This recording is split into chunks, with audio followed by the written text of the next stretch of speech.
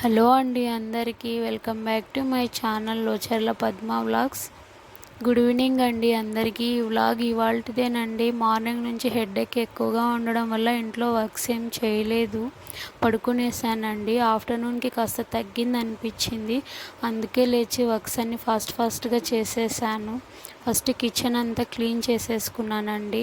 తర్వాత ఇల్లు అంతా క్లీన్ చేసేసి చేత్తో ఉతికే బట్టలు ఉంటే ఉతికేసాను. తర్వాత వాషింగ్ మిషన్ కూడా వేసేసాను. పిల్లలిద్దరిని ట్యూషన్కి వదిలేసి వచ్చేసానండి. తర్వాత నేను ఫ్రెష్ అప్ అయ్యి నైట్ డిన్నర్లోకి దోశ చట్నీ చేసేసానండి.